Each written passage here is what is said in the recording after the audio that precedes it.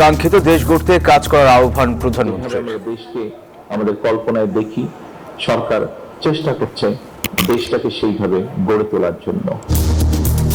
সেনা সদস্যদের সাথে ঈদ শুভেচ্ছা বিনিময়।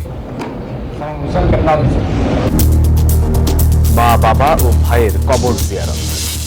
আল্লাহু আকবার, আল্লাহু আকবার, আল্লাহু আকবার।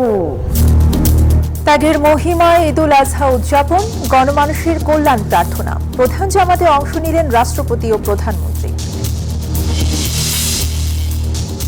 বিরোধী দলকে সঙ্গে নিয়ে সরকারকে সংস্কার বাস্তবায়নের আহ্বান নাহিদ ইসলামের। বাংলাদেশ অনেকগুলো সংকটের মধ্য দিয়ে যাচ্ছে। প্রথমত অর্থনৈতিক সংকট, জ্বালানি তেলের দাম বেড়েছে, দ্রব্যমূল্যের দাম বাড়ছে, ফলে মানুষের কিন্তু নাভিশ্বাস উঠে যাচ্ছে। দেশ বিনির্মাণে ঐক্যের অভাব দেখছে জামাত। ঈদ নেই ৮ দিনে নিহত শিশুদের পরিবারে, কঠোর আইনি ব্যবস্থার হুঁশিয়ারি। আমরা একটা তদন্ত কমিটি গঠন করা হয়েছে আমাদের ডিরেক্টর হসপিটালের নেতৃত্বে। ৭২ ঘন্টার ভিতরে তার রিপোর্ট প্রতিবেদন দাখিল করবে। রামিসার পরিবারকে প্রধানমন্ত্রীর সমবেদনা। ঈদ ও যুদ্ধবিরতির মধ্যে ইরানে যুক্তরাষ্ট্রের নতুন হামলা, চুক্তি নিয়ে অসন্তুষ্ট ট্রাম্প। লেবানন ও গাজায় ইসরায়েলের ভয়াবহ অভিযান। এবং সাফ নারী চ্যাম্পিয়নশিপে শুভ সূচনা বাংলাদেশের, উড়িয়ে দিল মালদ্বীপকে। সেমির মঞ্চের পথে এগিয়ে পিটার বাটলারের শিষ্যরা। ঈদ মুবারক। স্বাগত নিউজ 24 সংবাদে। আপনাদের সাথে আছি আমরা দুজন, আমি তাসনিম অর্থী এবং আমি সোহাগ বক্স। দর্শক দেখছিলেন সুপার বোর্ড সংবাদ শিরোনাম। এবারে পুরো খবর। প্রধানমন্ত্রী তারেক রহমান বলেছেন, সবার কাঙ্ক্ষিত একটি নিরাপদ ও পরিকল্পিত বাংলাদেশ গড়ে তুলতে হবে।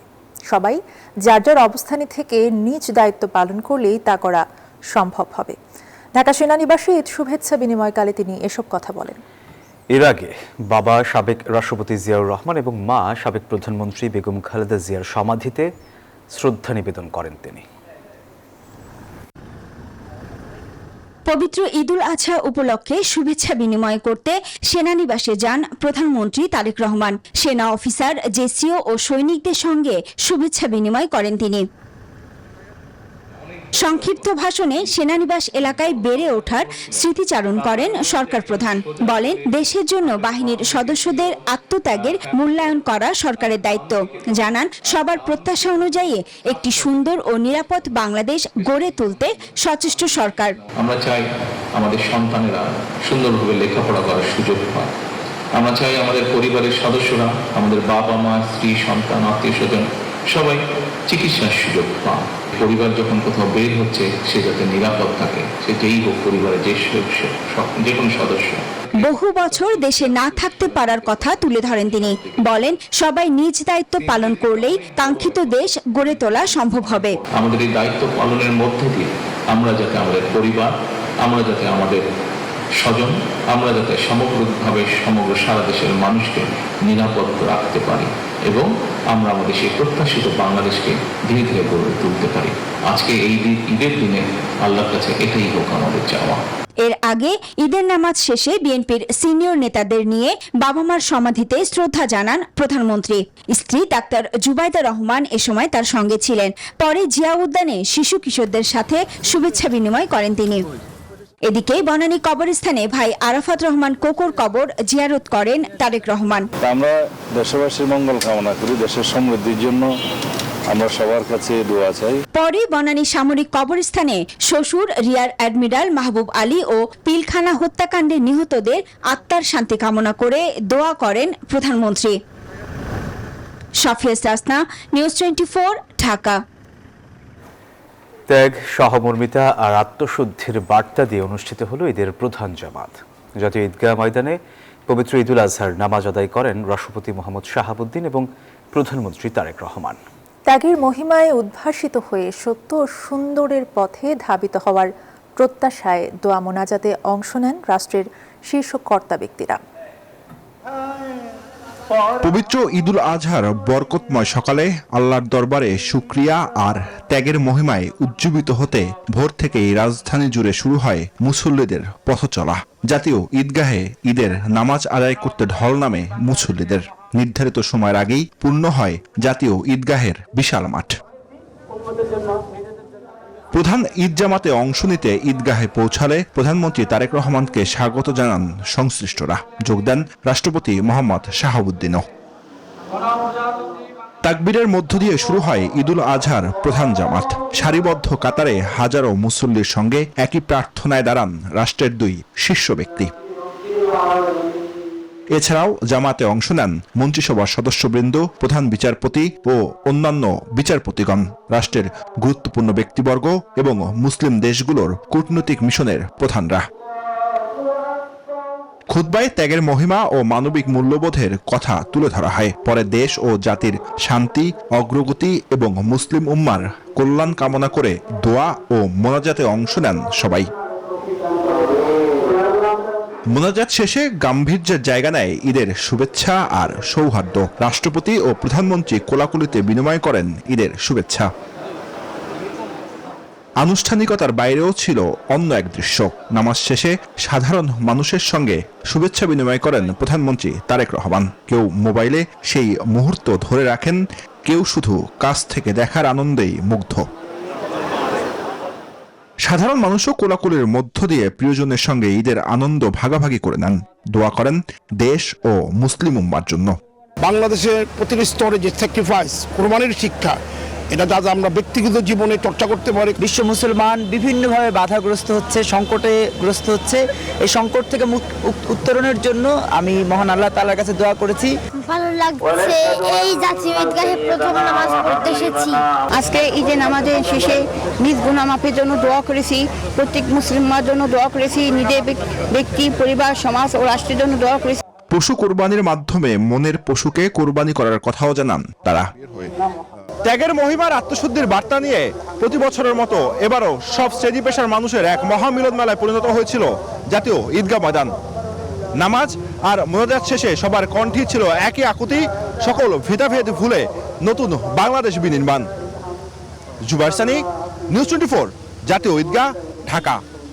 ত্যাগ, কোরবানি আর ভ্রাতৃত্ববোধের মহিমায় সারা দেশে ভাব গাম্ভীর্যের মধ্য দিয়ে উদযাপিত হচ্ছে পবিত্র ঈদুল আজহা। রাজধানী থেকে বিভাগীয় শহর সবখানেই মুসল্লিদের ঢল নামে ঈদের জামাতে। ত্যাগের মহিমা আর সাম্যের বার্তা নিয়ে ঈদুল আজহা উদযাপিত হচ্ছে সারা দেশে। বিভাগীয় শহরগুলোতে লাখো মানুষের অংশগ্রহণে ঈদ জামাত পরিণত হয় এক মিলন মেলায়। চট্টগ্রামে পবিত্র ঈদুল আজহার প্রধান জামাত অনুষ্ঠিত হয় নগরের ঐতিহ্যবাহী জমিয়তুল ফালাহ মসজিদ প্রাঙ্গণে। অগণিত মুসল্লির ঢল নামে এ জামাতে। রাজশাহীর হযরত শাহ মাকদুম রহমতুল্লাহ আলাই কেন্দ্রীয় ঈদগাহ মাঠে অনুষ্ঠিত হয় ঈদুল আজহার প্রধান জামাত। এ সময় কেন্দ্রীয় ঈদগাহে নামাজ আদায় করেন ভূমিমন্ত্রী মিজানুর রহমান মিনু। আমি সবাইকে ঈদুল আজহার শুভেচ্ছা জানাই এবং দেশের সমৃদ্ধি, সাফল্য কামনা করছি। খুলনায় ঈদুল আজহার প্রধান জামাত অনুষ্ঠিত হয় টাউন জামে মসজিদে। নামাজ শেষে মহান আল্লাহর করুণা কামনায় বিশেষ মোনাজাত করা হয়। বরিশালে ঈদের প্রধান জামাত অনুষ্ঠিত হয় নগরীর কেন্দ্রীয় হেমায়েত উদ্দিন ঈদগাহ ময়দানে। এ জেলার সদর আসনের সংসদ সদস্য মজিবুর রহমান সারোয়ার সহ অগণিত মুসল্লি অংশ নেন এ জামাতে। আজকে বরিশালবাসী সবাই এখানে আমরা ঈদের নামাজ পড়তে আসি। আমার এখানে মনে করছে আছে দেলোয়ার হোসেন সাইদুল গল্প। ঠাকুরগাঁও সরকারি বালক উচ্চ বিদ্যালয় মাঠে ঈদের জামাতে অংশ নেন স্থানীয় সরকার মন্ত্রী মির্জা ফখরুল ইসলাম আলমগীর। আসুন আমরা সবাই আমাদের বিভেদ ভুলে গিয়ে ঐক্যবদ্ধ হয়ে আল্লাহ তাআলার নির্দেশে আমরা সবাই এগিয়ে যাই। এদিকে বৈরী আবহাওয়া উপেক্ষা করে ঐতিহ্য অনুযায়ী শটগানের গুলির শব্দে কিশোরগঞ্জের শোলাকিয়ায় ঈদের জামাত অনুষ্ঠিত হয় সকাল 9টায়। দক্ষিণ এশিয়ার সবচেয়ে বড় ঈদগাহ দিনাজপুরের গোরে শহীদ মাঠে সকাল 8টায় অনুষ্ঠিত হয় ঈদের নামাজ। জামায়াতে অংশ নেন দূর দূরান্ত থেকে আসা মুসল্লিরা। এদিকে কুমিল্লার কেন্দ্রীয় ঈদগাহ ময়দানে নামাজ আদায় করেন কৃষিমন্ত্রী মোহাম্মদ আমির উদ্দিন রশিদ। অন্যদিকে কুমিল্লার দেবিদ্বারে নামাজ শেষে শিশুদের সাথে ঈদ আনন্দে মেতে ওঠেন এমপি হাসনাত আব্দুল্লাহ। আমাদের সবার ডেস্ক রিপোর্ট, নিউজ 24। বিরোধী দলকে সঙ্গে নিয়ে সরকারকে সংস্কার বাস্তবায়নের আহ্বান জানিয়েছেন এনসিপির আহ্বায়ক নাহিদ ইসলাম। দেশের বর্তমান পরিস্থিতি নিয়ে তীব্র ক্ষোভ ও উদ্বেগ প্রকাশ করেন তিনি। আর নতুন দেশ গড়তে যেভাবে ঐক্যবদ্ধ হওয়ার দরকার ছিল তার অভাব দেখছে এই বিরোধী দল। এই ঈদে সরকার জুলাই যোদ্ধা ও শহীদ পরিবারকে গুরুত্ব দেয়নি বলে অভিযোগ জামায়াতের। 350 জন আর কি। বৃহস্পতিবার ঈদের নামাজ শেষে রমনা সমাজ কল্যাণ সোসাইটির উদ্যোগে সুবিধাবঞ্চিতদের মাঝে কোরবানির মাংস বিতরণ করা হয়। এ সময় কথা বলেন ঢাকা মহানগর দক্ষিণ জামায়াতের আমির নুরুল ইসলাম বুলবুল। বলেন, সরকার ঈদে জুলাই যোদ্ধা ও শহীদ পরিবারকে গুরুত্ব দেয়নি। তাদের প্রতিষ্ঠিত করার জন্য বড় অঙ্কের আর্থিক সহযোগিতা দেওয়ার সরকারের কাছে দাবি জানান তিনি। ডাকসু ভিপি বলেন, দেশ বিনির্মাণে যে ঐক্যের দরকার ছিল তা এখন নেই। সে বাংলাদেশ বিনির্মাণ করার জন্য যেভাবে সবার ঐক্যবদ্ধ হওয়া দরকার ছিল, রাজনৈতিক দলগুলোর যেভাবে তাদের দায়িত্বশীল আচরণ করা দরকার ছিল, সেই জায়গায় আমরা তার ব্যর্থ দেখতে পাচ্ছি। সরকারের প্রথম এবং প্রধান অগ্রাধিকার পাওয়া দরকার ছিল শহীদ পরিবার, আহত এবং যারা ক্ষতিগ্রস্ত জুলাই যোদ্ধা, তারা অগ্রাধিকার পাওয়ার দরকার ছিল, কিন্তু সেটা ব্যত্যয় ঘটেছে বলে মনে হয়। এদিকে রামপুরার সালামবাগ মসজিদে পবিত্র ঈদুল আজহার নামাজ আদায় শেষে কথা বলেন এনসিপি আহ্বায়ক নাহিদ ইসলাম। বলেন, সংস্কার পাশ কাটিয়ে কখনোই অর্থনৈতিক সংকট দূর হবে না। বাংলাদেশ অনেকগুলো সংকটের মধ্য দিয়ে যাচ্ছে। প্রথমত অর্থনৈতিক সংকট, বা জ্বালানি তেলের দাম বেড়েছে, দ্রব্যমূল্যের দাম বাড়ছে, ফলে মানুষের কিন্তু নাভিশ্বাস উঠে যাচ্ছে। আর সবচেয়ে গুরুত্বপূর্ণ হচ্ছে আইন শৃঙ্খলার ভয়াবহ অবনতি। আমরা দেখতে পেলাম যে শিশু থেকে শুরু করে বয়স্ক তারা ধর্ষণের শিকার হচ্ছে, নির্যাতনের শিকার হচ্ছে। পাড়া মহল্লায় মাদকের সিন্ডিকেট আগের চেয়ে আরো শক্তিশালী হয়ে উঠেছে, যার পুরো দায় বর্তমান সরকারকে নিতে হবে বলে হুঁশিয়ারি দেন নাহিদ ইসলাম। ফলে এই যে আইন শৃঙ্খলার অবনতি। তাওফিদুল ইসলাম, নিউজ 24, ঢাকা। নির্ধারিত সময়ের মধ্যেই কোরবানির পশু সকল বর্জ্য সংগ্রহ করে আমিনবাজারের ময়লার ভাগাড়ে স্থানান্তর করা হবে বলে জানিয়েছেন এলজিআরডি প্রতিমন্ত্রী মীর শাহে আলম। বৃহস্পতিবার মিরপুরে ঢাকা উত্তর সিটির উদ্যোগে কোরবানির পশুর বর্জ্য ব্যবস্থাপনা কার্যক্রমের উদ্বোধনী অনুষ্ঠানে তিনি বলেন, সারা দেশে 29,000 পরিচ্ছন্নতা কর্মী কাজ করছে। এছাড়া বিভিন্ন জায়গায় এলাকাবাসীর উদ্যোগেও চলে কোরবানির বর্জ্য অপসারণ কার্যক্রম। উদ্যোগে আমরা সবকিছু ক্লিন করে রাখছি। দেখবেন অন্যান্য রোডের চেয়ে আমাদের রোডটা খুব ক্লিন। ময়লাটা এই যে সে গাড়িতে এসে নিয়ে যাচ্ছে এবং পরিষ্কার পরিচ্ছন্নতা থাকলে পরা আমাদের জন্য ভালো। তবে আবাসিক এলাকাগুলোর অবস্থা পরিচ্ছন্ন থাকলেও হাটগুলোতে এখনো পড়ে আছে বর্জ্য। এ নিয়ে নিজেদের সমস্যার কথা জানান এলাকাবাসীরা। গরু হাটের লেগে আমরা থাকতে পারি না, এটা গন্ধ লেগে অনেক, এটা যত দ্রুত তাড়াতাড়ি পরিষ্কার করা হোক। বৃহস্পতিবার দুপুরে কোরবানির পশুর বর্জ্য ব্যবস্থাপনা সংক্রান্ত কার্যক্রমের উদ্বোধনী অনুষ্ঠানে সার্বিক উদ্যোগের কথা জানান স্থানীয় সরকার প্রতিমন্ত্রী মীর শাহে আলম ও ঢাকা উত্তর সিটি প্রশাসক শফিকুল ইসলাম খান। পবিত্র ঈদুল আজহার কুরবানির যে বর্জ্য সংগ্রহ করে 12 ঘন্টার মধ্যে অপসারণ করে ল্যান্ডফিল্ডে নিয়ে গিয়ে ব্লিচিং পাউডার স্যাভলন দিয়ে পরিষ্কার করে নগরবাসীকে স্বস্তি দিবে। 72 ঘন্টার ঢাকা উত্তর সিটি কর্পোরেশনের পক্ষ থেকে বর্জ্যকে অপসারণ করার জন্য একটা অ্যাকশন প্ল্যান করা হয়েছে। সেই প্ল্যান অনুযায়ী আমরা কাজ করছি। সঠিক বর্জ্য ব্যবস্থাপনার মাধ্যমে সুন্দর বাসযোগ্য পরিবেশ নিশ্চিত হবে রাজধানীতে, এমনটি প্রত্যাশা সবার। মাইদুল ইসলাম, নিউজ 24, ঢাকা।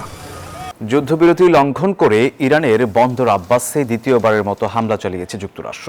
জবাবে কুয়েতের মার্কিন বিমান ঘাঁটিতে পাল্টা হামলা করেছে তেহরান। এমন অবস্থায় মার্কিন প্রশাসন হুমকি দিয়েছে ইরান সহ ওমানকেও ধসিয়ে দেওয়া হবে। অন্যদিকে লেবাননে ইসরায়েলি হামলায় প্রাণহানি ছাড়িয়েছে 16 জন। 600 কিলোমিটার এলাকা দখল করে বিমান থেকে ফসফরাস বোমাও ছুড়ছে দখলদার বাহিনী। তাদের হত্যাযজ্ঞে হতাহত বহু মানুষ।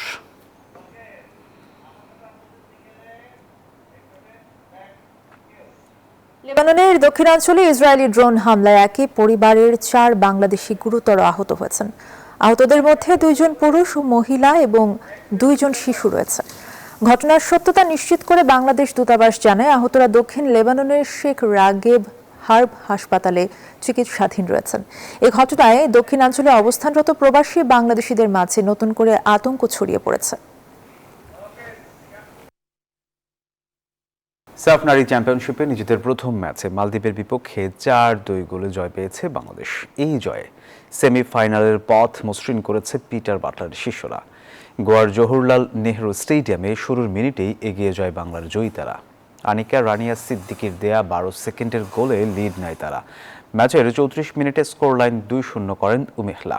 বিরতির আগে এক গোল শোধ করে মালদ্বীপ। বিরতি থেকে ফিরে মালদ্বীপকে সমতায় ফেরায় ফজলা। ম্যাচের শেষ সময়ে কোহাটির গোলে 4-2 ব্যবধানে জয় নিয়ে মাঠ ছাড়ে বাংলাদেশ। আগামী 31 মে গ্রুপ পর্বের শেষ ম্যাচে ভারতের মুখোমুখি হবে বাংলার জয়িতারা।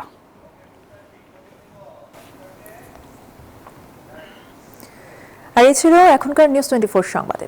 ধন্যবাদ সবাইকে।